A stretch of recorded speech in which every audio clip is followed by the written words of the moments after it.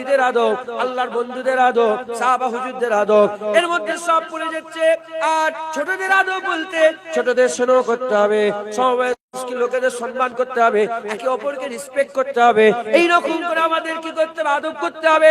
ইসলামে আদবের ইজ্জত, আদবের একটা মাকাম ইসলামে বড় জায়গা নিয়ে আছে। হে নবীর উম্মত উম্মতিরা, আল্লাহ রাসূল বলে দিয়ে গেছেন জান্নাতীরা জান্নাতে যাবে। সেই জান্নাতীরা যে জান্নাতে ঢুকবে, সেই জান্নাতি হয়ে যাওয়া মানুষগুলোর মধ্যে দু কোয়ালিটির লোক সবচেয়ে বেশি জান্নাতি হবে। এক নম্বর হচ্ছে মুত্তাকি, দ্বিতীয় নম্বর হচ্ছে হুসনে আখলাক। আদবওয়ালা লোকগুলোকে আমার আল্লাহ সবচেয়ে বেশি জান্নাত দান করবে। উত্তম চরিত্রের লোক আল্লাহ সবচেয়ে বেশি জান্নাত দান করবে। মাথায় ঢুকছে? আদব করতে হবে। বিয়াদবদের ঠিকানা জাহান্নাম। বিয়াদবি করলে হবে না, আদব করতে হবে। রাজি আছেন?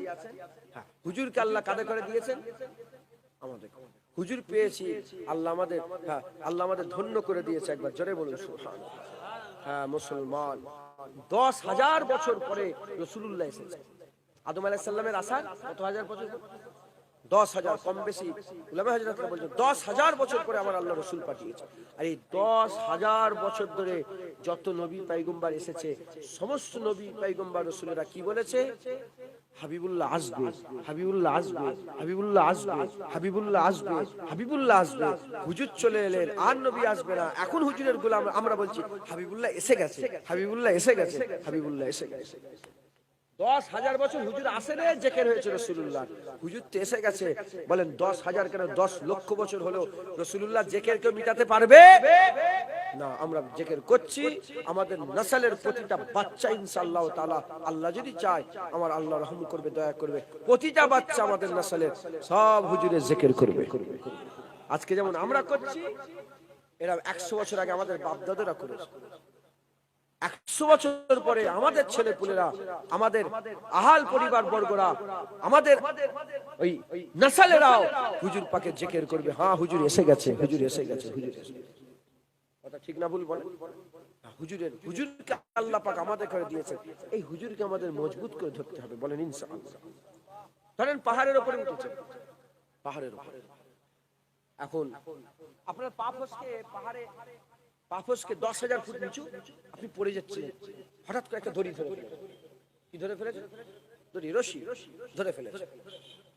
রশিতে ঝুলছেন, রশি ছাড়লে নিচে, আর রশি যখন ধরে রেখেছেন নিচেই পড়ছেন কি না, আপনি চেষ্টা করবেন উপরে উঠার। আপনার সব ছেড়ে দেবেন, রশি ছাড়বেন না, কেন ওইটা ছাড়লেই নিচেই পড়ে যাবে। এখন আপনার বাপ এসে জোর করে হাত ছেড়ে রশিটা ছাড়াতে চাইছে, তাহলে সেই বাপ আপনার কিসের দুশমন হয়ে গেল? জানের দুশমন। ওই বাপের সঙ্গে সম্পর্ক রাখবেন আপনি? আর মানে আপনি কিরকম বাপ, আমাকে জানে মেরে দিতে চাইছেন? কথা ঠিক না ভুল? তোমার নিজের মায়ের পেটের ভাই, আর সম্পর্ক থাকবে? তোমার চাচা, গ্রামের প্রধান, গ্রামের এই, গ্রামের ওই, হেন তেন, যে তোমাকে জানে মারতে যাবে সে তোমার জানে দুশমন হয়ে গেল। আচ্ছা, পাহাড়ের উপরে দড়ি ছাড়লে 10,000 ফুট নিচে যাবে, জানে মরে যাবে। রাসূলুল্লাহর যে দড়ি আমাদের করে দিয়েছে, রাসূলের দড়ি ছাড়লে চির জাহান্নামী হয়ে যাবে। তাহলে যে পাহাড়ের উপরে দড়ি ছাড়িয়ে দিতে চাইলো, সে যদি জানে দুশমন হয়, যে রাসূলুল্লাহর দড়ি আমাদের হাত থেকে ছাড়াতে চাইছে, সে তোমাদের বন্ধু, সে তোমাদের আপন, তার মুখ তোমরা দেখবে। হযরত হাসান হুজুর বলেছে, আমি আব্বাজানকে জিজ্ঞাসা করেছিলাম, আব্বাজানের মুখ থেকে শুনেছি, হযরত আলী হুজুরের মুখ থেকে শুনেছি, রাসূল পাক সাল্লাল্লাহু আলাইহি ওয়াসাল্লাম যাদের করে ঘৃণা করতেন তাদের নামটাও জবানে নিয়ে আসতেন। হুজুর পাক তার গুস্তাখদের নাম পর্যন্ত জবানে নিতেন। মুসলমান আমাদেরও এই আকীদা রাখতে হবে যে হুজুরের গুস্তাখ, তাদের নাম জবানে নেব না। সে জানাজা, তার জানাজা নামাজ পড়তে যাব না। আমি নিজে গেছি, আমি কত লোকের জানাজা নামাজ পড়তে যাইনি, আমি জানি গুস্তাখের রাসূল। একজন জবান দিয়ে বলেছিল, হ্যাঁ বলেছিল যে আমার দাদুজান ছোট হুজুর গেলে বলেছিলেন যে হ্যাঁ আমার রাসূলুল্লাহকে আল্লাহ জিন্দা করেছে। হুজুর পাকে কি করেছে বলেন? আল্লাহ জিন্দা করেছেন, জিন্দা নবী রাসূলুল্লাহ। এইটা শোনার সঙ্গে সঙ্গে বলে ফেরাউনের লাশও তো টাটকা ঢুকেছে, তার কবর এখন আযাব হচ্ছে কি আরাম হচ্ছে, আল্লাহ পাক এসে তওবা করে মরেছে কি? আমি এটা শুনেছি, যেদিন শুনেছি আল্লাহকে সাক্ষী রেখে তার মুখটাও সেরকম ভাবে দেখি। তার জানা সে মরে গেছে, তার জানাজা পড়তে যায়নি, না না, তার কবরের দিকে ফিরে তাকাই, না না না, সাফ সাফ কথা, যে রসুলের নয় সে আমার নয়। তুমি যদি রসুলের গোলাম হও আর পেশায় যদি তুমি ম্যাথর হও, নজরুলে ম্যাথরকে আমি ছোট করছি, পেশায় যদি তুমি ম্যাথর হও, লোকের গুসাপ করো, রসুলুল্লাহ যদি আসে খাও, জুনায়েদকে যদি বলো, জুনায়েদ মাথার টুপিটা খুলে তার পায়ের ধুলোটা মেকিয়ে ওই টুপিটা মাথায় দিয়ে পড়ে থাকে, সাফ কথা। হুজুরের গোলাম, জুনায়েদ তার গোলাম। হুজুরের সঙ্গে গুস্তাখ, জুনায়েদের জুতো তার দিকে তাকাবে না, সাফ কথা। হুজুরকে মজবুত করে ধরে। যে পাহাড়ের উপরে রশি ছাড়িয়ে দিতে চাইছে সে জানে দুশমন হয়ে গেল, আর যে তোমার হাত থেকে রাসূলুল্লাহ রশি ছাড়াতে চাইছে সে তোমার আপন। তার অশ্বনো তোমরা, তার অশ্বনো। ওয়াজের মাধ্যমে যে কোনো বিষয়ে যাররা পরিমাণ যদি বুঝতে পেরে যায় রাসূলুল্লাহর গুস্তাখ, হুজুরকে বাদ দেওয়ার চেষ্টা করছে, সঙ্গে সঙ্গে সে তোমার সবচেয়ে বড় দুশমন হয়ে গেল। আকীদা তৈরি করতে পারবে? বলেন ইনশাআল্লাহ। মুসলমানের ছেলেরা, এ নবীর উম্মত উম্মতিরা, হুজুরকে আল্লাহ আমাদের করে দিয়েছে, এর আদব তাজিম করতে হবে।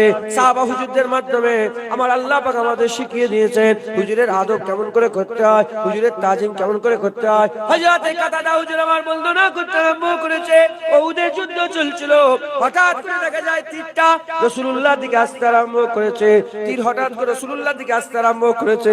হযরতে কাতাদা হুজুর বলে, যখনই তীর এসে গেছে আমি কি করব, আমি হাত দিয়ে তীর আটকে যাব, অতটা সময় ছিল না। আমার মনের মধ্যে ভয় লাগলো, হাত ওই জায়গায় নিয়ে যেতে রাসূলুল্লাহকে তীর এসে লেগে যাবে, তাই হাত দেওয়ার চেষ্টা করে রে। ওই তীরের সামনে কাতাদা বলে, আমার মুখটা নিয়ে গিয়ে ধরে নিলাম। কাতাদা হুজুর রাসূলুল্লাহর দিকে আসার তীরটা মুখ দিয়ে, যখনই মুখ দিয়েছে চোখের মধ্যে এসে কেটে যায়। তীর কোথায় কেটে গেল? সাহাবারা বলে, কাতাদা হাত দিতে পারলে না? বলে, অতটা সময় ছিল না, হাত ওখানে যেতে যেতে তীর হয়তো রাসূলুল্লাহকে লেগে যেত, তাই আমি হাত দেওয়ার সময় পেল না, মুখটা দিয়ে দিলাম। এ নবীর উম্মত উম্মতিরা, কি ভালোবাসা বেসেছিল, কি মহব্বত করেছিল, কি প্যার করেছিল সাহাবা হুজুররা। খবর নিয়ে দেখতে যান, হযরত আবু তালহা হুজুর আমার ৭২ থেকে ৮০টা তীর খাওয়ার পরে তো, ৭২ থেকে ৮০টা তীর খাওয়ার পরে তো হযরত কাতাদা হুজুর, হযরত আবু তালহা হুজুর আমার কি করে, হুজুর পাক সাল্লাল্লাহু আলাইহি ওয়াসাল্লামকে গার্ড দিয়ে পাহাড়ের চূড়ার দিকে নিয়ে যাচ্ছিলেন। যখন পাহাড়ের চূড়ার দিকে নিয়ে গেলেন, হুজুর পাক সাল্লাল্লাহু আলাইহি ওয়াসাল্লাম একটু উপর দিকে ওঠার চেষ্টা করে। ওই সময় হযরত আবু তালহা হুজুর বলে, ইয়া রাসূলুল্লাহ, আপনি কি বলছেন, কি করতে চাইছেন? হুজুর বলে, আমি উপরে উঠবো আবু তালহা, আমি উপরে উঠবো। চলার সঙ্গে সঙ্গে হযরত কাতাদা হুজুরের শরীরে ৭২ থেকে ৮০টা তীর লেগে গেছে। একটা হাত শূন্য হয়ে গেছে, আর লড়াচড়া করাতে পারে না, হাত কেটে গেছে, শূন্য হয়ে গেছে, লড়াচড়া করে না। এদিকে ৭২ থেকে ৮০টা তীর খাওয়ার পরে তো হযরত কাতাদা হুজুর সঙ্গে সঙ্গে ওই ঘাটটা নিচু করে বলে, ইয়া রাসূলুল্লাহ, এই জায়গায় পা দেন, এই জায়গায় পা দিয়ে উপরে উঠে যা। এ নবীর উম্মত উম্মতিরা, কি মহব্বত করেছিল, কি ভালোবাসা বেসেছিল। হযরতে হাবিব বিন জায়েদ যখন মুসাইলামা কাজ্জাবের কাছে গেল, মুসাইলামা কাজ্জাবের কাছে যাওয়ার পরেতে মুসাইলামা কাজ্জাবের কাছে গিয়ে বলল, তুমি নবী বলে দাবি করেছো, বন্ধ করো এই নবী বলা দাবি করে বন্ধ করো, নবী দাবি করা বন্ধ করো। যে নবী দাবি করা বন্ধ না করো, আমিরুল মুমিনিন খলিফাতুল মুসলিমিন হযরত আবু বকর সিদ্দিক তোমার বিরুদ্ধে যুদ্ধ ঘোষণা করে দেবে। হুজুর পাক দুনিয়া থেকে চলে গেছেন, হুজুরই শেষ নবী, হুজুর বলে গেছে, এলানে নবুয়ত করে দিয়ে গেছে, লা নবিয়্যা বাদি আনা খাতামুন নবিয়্যিন। হুজুর পাক বলে দিয়েছেন, কিয়ামত পর্যন্ত নবী আসবে না। এ মুসাইলামা কাজ্জাব, তুমি নবী বলে দাবি করেছো, বন্ধ করে দাও। বলার সঙ্গে সঙ্গে বলে, এই তো পেয়ে গেছি মুহাম্মদ আরবির গোলাম, রাসূলুল্লাহর গোলামকে পেয়ে গেছি, ধরো কে বাঁধো। ওই সময় হাবিব বিন জায়েদকে বেঁধে ফেলা হলো, আর মুসাইলামা কাজ্জাব একটা ছুরি নিয়েছে, ওই সময় বলতে আরম্ভ করে দাও, বলতে আরম্ভ করে দেয়, সাক্ষী দে তাশাদু মুহাম্মদ তাসাদু রাসূলুল্লাহ, বলো বলো তুমি আমাকে রাসূলুল্লাহ, তুমি সাক্ষী দিচ্ছ আমি রাসূলুল্লাহ। বলার সঙ্গে সঙ্গে হাবিব বিন জায়েদ বলে, হাবিব বিন জায়েদ বলে, কি কি ঘেউ ঘেউ করিস, কি কুকুরের মতন ঘেউ ঘেউ করিস, আমি বুঝতে পারি না। বলার সঙ্গে সঙ্গে আগুল কেটে নিয়েছে, আগুল কাটার পরেতে বলে, বল আমি নবী। বলে, না না, কি ঘেউ ঘেউ করছিস, আমার মাথায় ঢোকে না। বলে, মুহাম্মদ। বলে, রাসূলুল্লাহ। যখনই হুজুরের নাম শুনে বলে রাসূলুল্লাহ, যখনই তাসাদু আন্নি রাসূলুল্লাহ যখনই বলতে বলে, তাসাদু আন্নি রাসূলুল্লাহ যখনই বলতে বলে, বলে না না, কি ঘেউ ঘেউ করছিস বুঝতে পারছি না। এ নবীর উম্মত উম্মতিরা, হুজুরের হাত কেটেছে, কবজি কেটেছে, হাত কেটেছে, পা কেটেছে, প্রতিবারে বলে, বল তাসাদু আন্নি রাসূলুল্লাহ, তাসাদু আন্নি রাসূলুল্লাহ। যতবার কাটে আর বলে তাসাদু আন্নি রাসূলুল্লাহ। হুজুরের একটাই কথা বলে, কি ঘেউ ঘেউ করিস, তোর কথা আমি বুঝতে পারি না। না না না, আমার নবী মুহাম্মদুর রাসূলুল্লাহ, আমার নবী মুহাম্মদুর রাসূলুল্লাহ। এরকম করে করে হুজুরের হাত পা কেটে যখন গলার সাথে জাল কাটতে যাবে, ওই সময় হাবিব বিন জায়েদ হাসতে আরম্ভ করেছে। বলে, তুই কি দিওয়ানা হয়ে গেছিস? কেন হাসছিস? বলে, আমি খুশিতে হাসছি। বলে, তুই তোকে তো মেরে দেবো, তোর আবার কিসের খুশি? বলে, হা হা, আমি বুঝতে পেরেছি তুই আমাকে মেরে দিবি। শোন শোন, তুই যদি আমাকে প্রথমেই গলাটা কেটে নিতিস, তাহলে আমি নবীর লেগে শুধু গলা দিতাম। আমি খুশি এজন্য হয়েছি, আগে হাত কেটেছিস, আগে আঙুল কেটেছিস, আগে কবজি কেটেছিস, আগে পা কেটেছিস। আমি আল্লাহ পাকের দরবারে গিয়ে বলবো, আল্লাহ আপনার হাবিবের জন্য শুধু গলা দিইনি, যদি গলা কাটতিস আমি আল্লাহকে বলতাম, আল্লাহ শুধু গলা দিয়েছি। এখন আমি আল্লাহ পাকের দরবারে বলবো, আল্লাহ হাতও দিয়েছি, পাও দিয়েছি, গলাও দিয়ে দিয়েছে।